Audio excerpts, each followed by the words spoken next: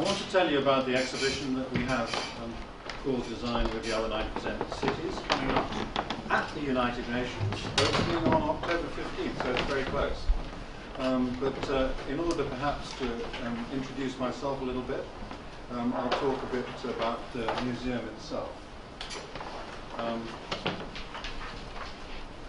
The goals that we have at the museum are to be and improve and expand the museum both physically and digitally, but also to develop a national design resource and to become more connected internationally. Of course, we have this beautiful place to be up on 91st Street and 5th Avenue. This you can see in the summer, enjoying the beautiful garden that was the Carnegie's garden.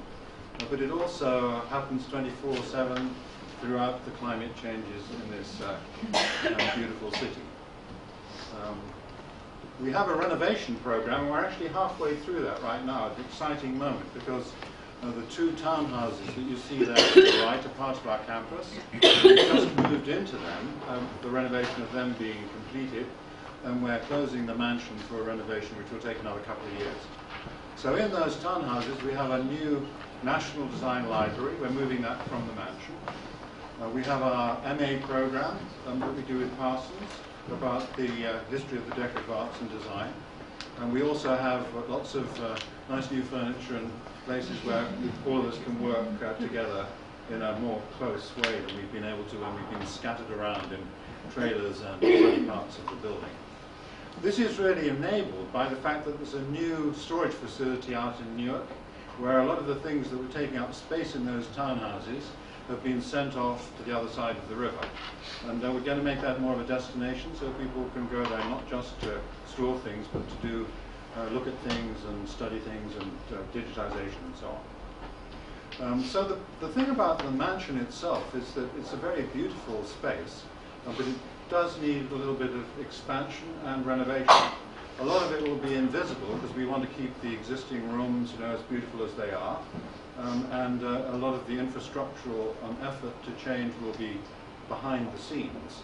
And we will have a new design exhibition on the first two floors to try and explain design in a more general way.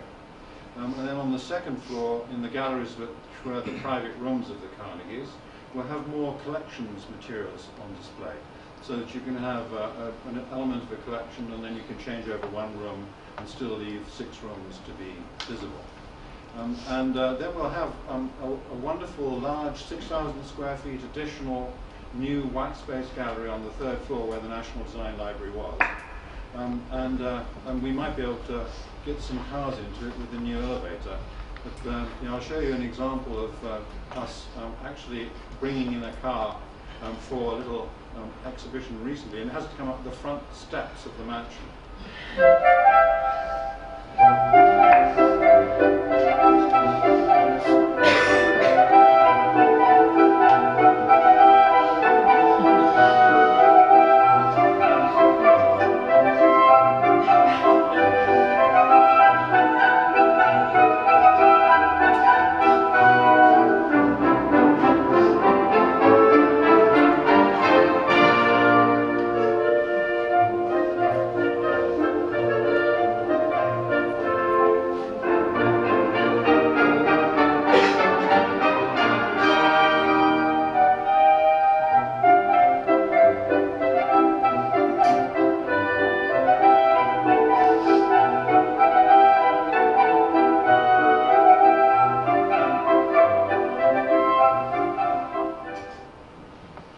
Those little booties there, don't you?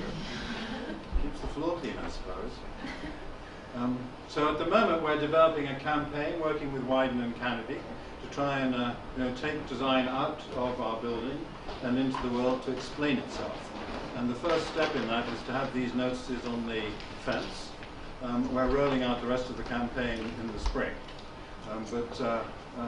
Like many on 5th Avenue, having a little work done seems an appropriate summary of the renovation process. Upcoming shows, next summer we have a graphic design show which we've jointly collaborated with the Walker. The Walker's opening the show right now in Minneapolis, and then it's moving to Governor's Island next spring and summer. So we're looking forward to that. But back to my main topic, I want to tell you more about the show at the United Nations. And that will be in the atrium there. So as you come in, you have that big high atrium, and you go underneath a lower area with the auditorium on your right, and there's a place where you get tickets through that area. And then the exhibition will be set up between those two spaces, facing the river, so you can see through the exhibition to the windows to the outside. Of course, all these things have to be paid for, and we're very grateful to the Rockefeller Foundation, who've funded 2 years of research, where Cynthia Smith, our curator, has been able to go to cities all over the world to find interesting examples of design. And the City Bank is paying for the exhibition itself. This was a second in a series of, we hope to be 3 or possibly 4. The first one was back in 2007 called Designs for the Other 90%. That was set out in the garden there. And there was a lot of interest in it. It was mostly about things, about products. And it's been traveling ever since. It's actually still traveling. It's been around the United States in those locations, and it's going international next year. It's being in Seoul next spring. So this second one is more about cities. And this is really looking at these examples where hugely expanding populations around the world, particularly in the southern hemisphere, have people flooding into cities and there's no provision for them. So they come to live and they find themselves living in favela or slums, or, well, the proper name is informal settlements. But in fact, it's probably just something that has very little provision. And the interesting thing about this research is that it's revealed so many interesting designs that are a combination of the people who are in these pressurized situations and influences from the rest of the world. Those are some of the ones I want to show you. So these are the exhibition themes: exchange, reveal, adapt, include, prosper, and access. I'll just show you a couple of examples of each of these so that you get a sense of the level of the exhibition. The exhibition will have 65 examples that are actually on show, but it'll have another 100 or so on our website. So here's the first one. This is the idea of incremental housing. So if you take a combination between the housing that's provided by the formal structure of a city, that would be that on the bottom left here, building something that's got the infrastructure, it's got a bathroom, it's got a provision for plumbing, etc. But leaving out everything that's not essential from that infrastructural formal level, and allowing that to be filled in by the informal settlement people. So they build their own bit to connect the rest. They build their own structure to live in. And this means it's much less expensive for them. So it's an interesting combination of those. Next on the exchange idea is the idea of the minimum amount of design at a product level. So take these bicycles, and they're provided as kits. So the bit that is really hard to do locally is provided in a mass-produced, highly developed way. So that's the wheels and the chain and things like that. But then you can put them together in all sorts of different ways, and you can do that with local resources. So in this case, somebody's made their frame out of a piece of wood. But you can see all those examples in the sketches along the bottom of different versions that you could make with those same components. So there's an opportunity to sort of incremental design based on the idea that you provide the minimum and then the local folks do the rest. Then there's revealing. I think it's important to recognize everyone, and particularly women in many societies, but probably in these ones in particular, are often very invisible. And so here's an art project which makes the faces of women painted onto the sides of the houses on the settlements visible, emphasizes the fact that they exist. Here's some participatory design in Kibera in Kenya. It's interesting that if you look at a map of Kibera, the whole area where this informal settlement, this slum is missing. It's just empty because it's not mapped in a formal way. There's not roads to be mapped, and it's never been surveyed. And so if you look at the Google photograph, you find that it's actually full, incredibly full, in fact, a very dense population. And so the local community set out to do their own mapping and build the truth about what was there, and map it and make it available to everybody, so you have address for delivery, you know where people are, etc., etc. And then you can start to plan the incremental infrastructural additions. So this is really participatory design, harnessing the community for a crowdsourcing version of adding information that's going to be useful to that community. In Bangladesh, there's a wonderful tradition of boat building, and this has been harnessed by these floating lifeboats. So they're using the traditional methods of putting a big Noah's Ark kind of boat together. They have a couple of hundred of them. Of course, they're completely resilient when it comes to the rising floodwaters, which are predicted to be 17% of the land by 2050. And they're equipping them with modern technology. So you add some electricity generating solar energy panels to the roof, you add some technology that you need for different purposes, and you can turn each of these boats into some community device that's of value. Some of them are hospitals, some of them are schools, some of them are community centers. So the boats themselves are protection against floods, but they're also an interesting hybrid combination of the resources of the local people and the technology that can be brought in. Here's an example of trying to improve a social infrastructure that's failing. There's in Argentina, there's a lot of these housing projects which were built in order to house people when there were a need to find housing, have been allowed to deteriorate. And so they're starting to feel awful, they're starting to feel very slum-like, their infrastructure is breaking.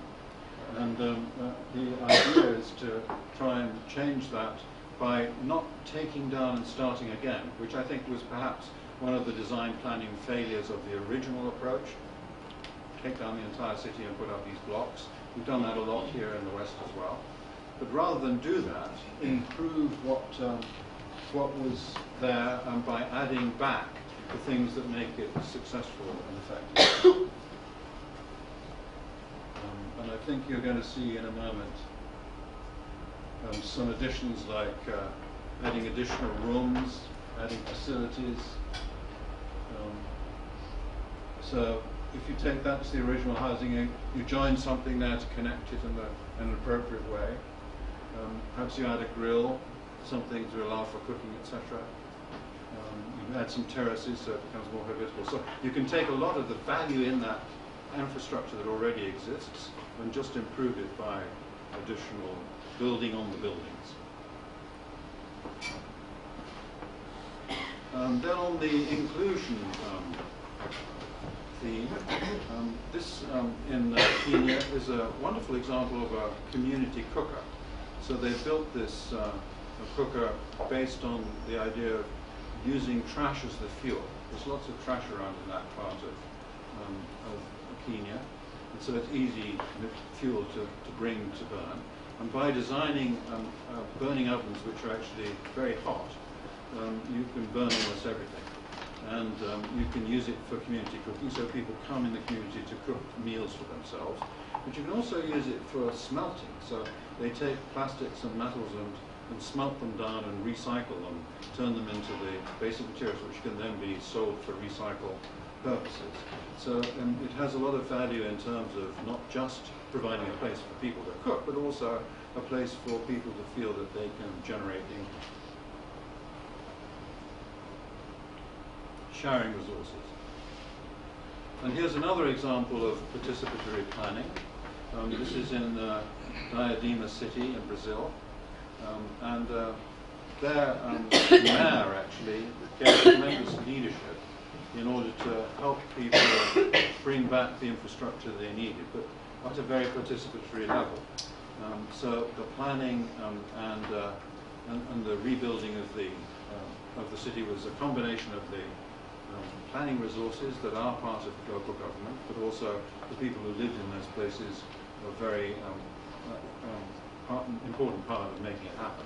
So you take the photograph on the left and compare it to the one on the right. You see the sort of change that was enabled. I think that's an interesting combination of those kinds of collaboration. In terms of commerce prospering, here's a little example of a rolling trolley which allows somebody who lives rather a long way away from their market to bring their goods in the trolley, wheel them just like you do with your bag on the airplane, but then also use it as a seat when they're sitting by the side of the road to make the sales. So a very simple device which increases the dignity but also the ease of life for somebody who wants to make a living selling stuff. And then, of course, in order to achieve results for marketing in a larger way, you need more infrastructural change. So this is the design of the Warwick market, which, although simple looking in terms of its architecture, provides a place, a junction, where all these goods can be brought from the fields and marketed and distributed. So another example of providing an infrastructure for people to participate in in order to increase their prosperity. I think it's important to try and harness available technologies. One of the things that was perhaps bedeviled the idea of the one laptop per child is that even at $100, if it had been $100, and it turned out to be more like a couple of hundred, I think, that's not a very accessible thing for most people. So one piece of technology that people do seem to have most around the world is the simple cell phone, gradually moving towards smartphones, but the simple cell phone being pretty universal. So the SMS or text messaging is something that can be harnessed to great purposes. And this text-to-change company that's done that has been very successful in terms of helping people with social projects or programs, but using the cell phone as a way to distribute and enable those in an interactive way. Here's a little video of somebody talking about that. Change gyendimanyiiko ennyambye ennyo kubanga nze newemba sinaba kumanya nti essaawa etuuseeyo okumira eddagala ngenda okuyanga ku ssimu yange messages era message wejjira nazirayo eddagala lyange nga mmira.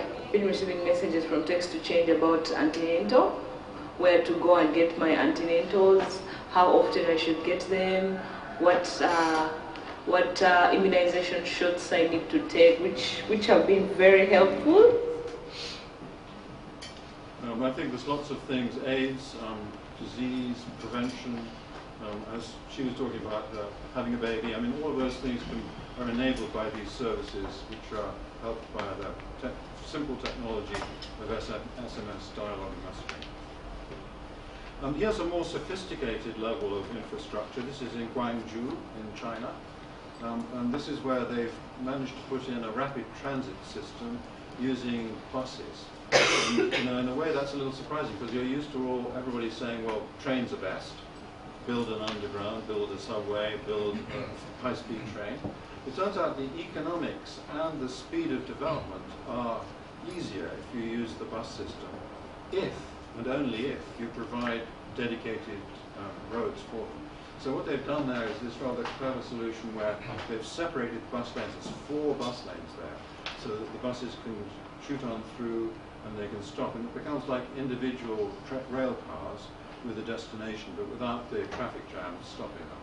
So they have to have wide boulevards to achieve that, of course, because you also need the traffic either side. But it's a very sophisticated infrastructure for transporting people, and they've been able to include places to store bicycles and connections to other forms of transportation. So just to summarize the things I've shown you here, I'm trying to move them more into design ideas or design principles. I just want to sort of go back through them and say a word about that. So I think if you remember the first example, that was the formal or informal infill housing, which was in Chile. That's the idea, I think, of combining the developed infrastructure or the developed city, the conventional city, with the settlement, and allowing those things to work together to be mutually beneficial.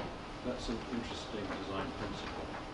Recognizing and valuing the contribution of the people who actually already live there in these informal places.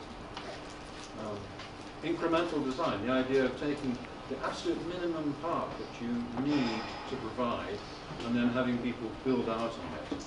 That was the example of the bicycle, the system of bicycles and carts made with simple components.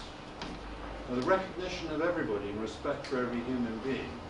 That was the example with the women on the side of the mountain, but it could be any other minority group, any other kind of person who would benefit from recognition. That seems an important human principle. Harnessing community. I mean, we all know about open source and getting contributions from the crowd. And so the idea of actually harnessing the energy that's the case in so many of these informal settlements, allowing the people to contribute towards making their own solution, that's a very valuable thing. You can see that in the open source mapping of Kibera. And then this hybrid combination that we saw in the boat building in Bangladesh, the idea that you have a skill that's already indigenous in the population, in this case it was the boat building skill, but whatever skill it might be, and try and harness that, but then enable it to be something bigger and better by bringing something in that they wouldn't otherwise have. That seems a useful principle too. And then using the existing assets, that social housing program with a little video, the idea of saying, well, don't throw it away and start again, let's try and use what we've got, build forward from that in an ingenious way that's using clever design to benefit from what's already there. And then in terms of the shared resources, if you can think of designing something that people can benefit from sharing, that community cooker, also the smelting machine, seemed a really interesting example of designing for shared resources. Participatory planning, the Diadema city, the idea that people again can be asked to help with a plan to create a solution. So that you don't just offer them things from the outside, you ask them to participate in making it improve themselves. And I think the more they're involved, the more likely they are to go through with the participation and really make things happen. Tools for the trade, the rolling kiosk, other objects, products, enablers, which one can design that just will help people make a living. It could be from that shared resources like the community cooker with the smelter, but it could be a device like a little rolling kiosk, which helps people just think that they've got the pride of being self-sufficient. And the infrastructure for trade, the infrastructure for allowing people to benefit from commerce. It's not much good growing your own vegetables successfully if you don't have anywhere to sell them or any way to sell them. So the markets, the infrastructures to achieve that seem to be highly valuable. And the use of available technologies rather than trying to bring in new technologies, see what people have and design for the available technologies, in this case the cell phone, but it could be anything. I mean, I think technology includes bicycles, etc. It's anything that's available and generally accessible for the population. And then try to think in a planning sense at an infrastructural level, a transportation system. So one of the things we perhaps could bring is a higher level of thinking about design that it's not just an individual object, but a system. If we can design systems that enable change, that will be very beneficial. Please remember to come to the show. Opens on the 15th of October at the United Nations, and it's free.